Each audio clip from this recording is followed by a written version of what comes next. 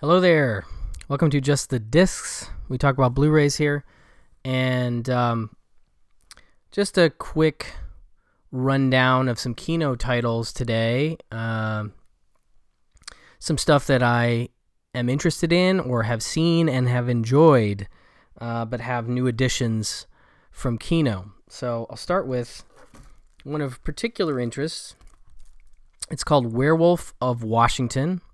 It's a film by Milton Moses Ginsberg, who we've seen previously in Kino's stable as they put out his film Coming Apart with Rip Torn, which is a really fascinating, bizarre, almost experimental single camera, single shot narrative about a therapist gets involved with his patients, is having a mental breakdown. Incredible performance by Rip Torn. Really nice Blu-ray from Kino. Now, this is also from Kino Classics. It is, I believe, one of the films he made, yes, after Coming Apart, which I want to say is late 60s. This is 73.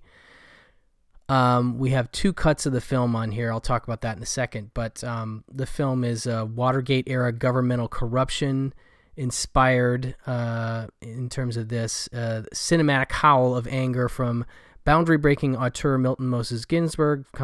Coming Apart. The Werewolf of Washington is a biting satire that savagely attacks Beltway politics while playing playful homage to Wolfman pictures of the past. Dean Stockwell stars, which is great, as the presidential aide whose rise to power is exacerbated by the bite of a wolf, transforming him into a bloodthirsty beast with the rising of every full moon. As history has shown, a monster in the White House is not strictly a 1970s phenomenon, so half a century later, the Werewolf of Washington is as eviscerating and relevant as ever. This edition includes a special director's cut prepared by Ginsberg shortly before his death in 2021, and as well as a 2K restoration of the 1973 theatrical release version. So that new director's cut is just that, a brand new version of the film. And then we get the PG-rated theatrical cut. The difference in running time is looks like he's trimmed about 15 minutes off of it, making it a lean and mean 74-minute director's cut versus an 89-minute theatrical cut. But this is a movie I've heard of for years and never gotten a chance to check out. Just one that I've been fascinated with since I saw Coming Apart and realized Milton Moses Ginsberg had done other movies. So yeah, both cuts of the film included interview with Milton Moses Ginsberg by Jacob Perlin, about 8 minutes, and a critical discussion with Simon Abrams and Sheila O'Malley, about almost 20 minutes. And I'm a big fan of Simon Abrams, so definitely curious to hear that discussion of this film, as well as a TV spot included. This is an all-region disc from Kino Classics, Werewolf of Washington from 1973. And then we've got some, well, I guess these are not reissues, but these are movies that have had editions, in both cases from imprint films, but now we're getting a stateside release of two movies that I like. The Hunter is the first one. This stars Steve McQueen in his final film from 1980. He stars as Ralph Papa Thorson, who is a bounty hunter and a terrible driver, which is a joke they carry through the film, which I've always found very amusing. And it's a cool movie. It's really an interesting final performance from him.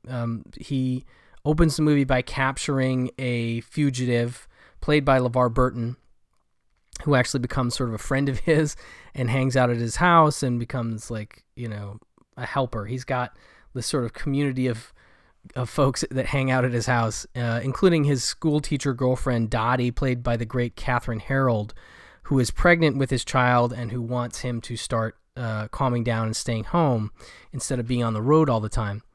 Ben Johnson also shows up in this as a sheriff who's corrupt, and they have a really interesting clash. But he also works directly, Papa Thorson works directly for an elderly bondsman played by Eli Wallach, who sends him out on these sort of dangerous assignments to chase down fugitives all over the U.S. And at some point, he himself is stalked by a psychotic killer played by Tracy Walter, who's the plate of shrimp guy from Repo Man. That's how I always remember him. But he's also in Silence of the Lambs.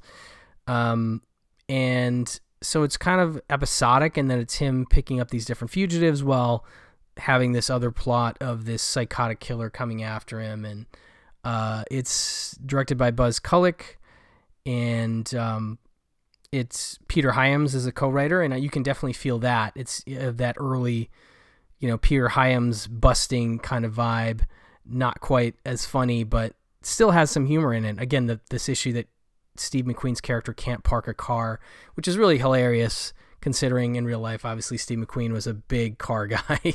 And anyway, so this is a really enjoyable last feature from McQueen. It says brand new HD master from a 4K scan of the original camera negative. So that would lead me to believe, like I said, this has been released by Imprint Films, and that release had a documentary about Steve McQueen included, as well as a commentary. This just has a commentary, a new track from Steve Mitchell and Nathaniel Thompson, who are always solid. But that said, it does not have that documentary that was included on the imprint release. But this is a brand new master from 4K scan, and I don't think that was listed as a thing on the release that Imprint put out. So this may look better than that release, and has that commentary. So this is a Region A disc with a nice slipcase. That is The Hunter from Steve McQueen. And the other one that also got a release, actually there's two, that got a release from Imprint is Secret of the Incas with Charlton Heston, Robert Young, Thomas Mitchell, and Uma Sumac. And this one is one that I like very much. It is a direct inspiration in several ways for Raiders of the Lost Ark. I know that, I can't remember if it was George Lucas or Spielberg, but they both definitely looked at this film. As you can see, Charlton Heston's wearing the sort of bomber jacket, and he wears the fedora that is very much like what Indiana Jones would wear in the Raiders of the Lost Ark films. So this is definitely one of the inspirations for kind of the character, but definitely the look of Indiana Jones, as was a movie called China with Alan Ladd, which also had a similar, that fedora and bomber jacket look. But yeah, this is a really enjoyable Heston movie from 1954, remastered in HD by Paramount Pictures from a 4K scan of the 35 millimeter YCMs. So I don't know, again, this one came out from Imprint also.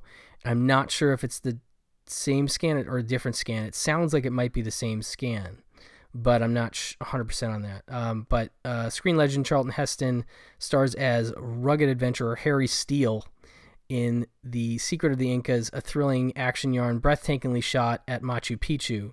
Harry earns his living as a tour guide in the jungles of Peru, but plans to make his fortune by finding the Sunburst, an ancient Incan treasure that holds an awesome power. On his perilous quest, he comes across cutthroat Ed Morgan, that's Thomas Mitchell, archaeologist Stanley Moorhead, that's Robert Young, and beautiful Romanian refugee Ella Antonescu, Nicole Mori. Directed by Jerry Hopper, who also did Pony Express, which is a Heston movie that I really dig also, about the Pony Express, and featuring rare film appearance by Peruvian-American singer Uma Sumac. Secret of the Incas is a colorful, rip-roaring romance filled with adventure, often cited as a key source of inspiration for the Indiana Jones series, as I mentioned. This has a audio commentary by film historian Toby Rohn. I'm very curious to check that out. I enjoy Toby's commentaries. But yeah, Heston's a sort of a scoundrelly tour guide type dude, and he is looking to find this ancient artifact. And so you have a more official guy looking for the artifact, and then some less than above board folks also looking, and he's just kind of like, I just need to get it and get out of here. And so he plays a pretty delightful scoundrel in this, I have to say, and it's a movie that I think is really underseen and underappreciated, unless you're a hardcore Heston fan like I am. So anyway, Secret of the Incas gets a nice release, Region A from Kino, and a nice slipcase for that one. And then one more from a release that we got as part of the latest neo-noir box set from Imprint Films.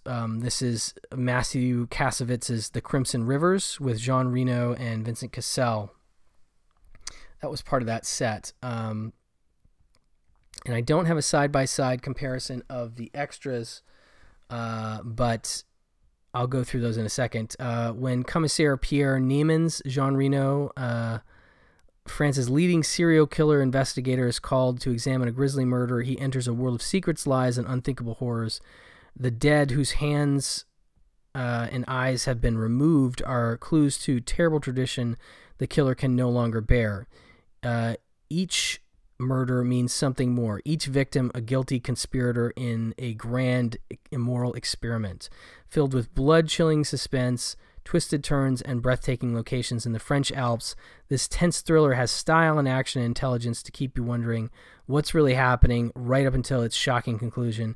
Directed by Matthew Kasowitz, who did La Haine, aka Hate, and featuring Vincent Cassel, Nadia Ferez, Dominique Sanda, Philip Nohan, and Jean-Pierre Cassel.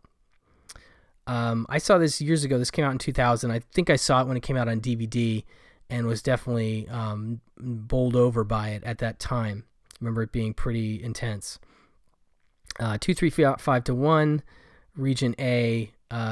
Doesn't say anything about the scan here, but includes the audio commentary by director Matthew Kasowitz and stars Jean Reno and Vincent Cassel, the investigation documentary, the corpse featurette, the car chase featurette, and mountain sequence featurette. So lots of features included here, and then also a nice slipcover for The Crimson Rivers by Matthew Kasowitz from the good folks at Kino. That's going to do it for this round of new Kino titles. I will definitely try to be doing this on the regular a little bit more in smaller groups, just to kind of make you guys aware of all the interesting stuff that Kino's always up to at any given moment. So thank you for watching. Thank you for listening, and I'll talk to you soon. Bye-bye.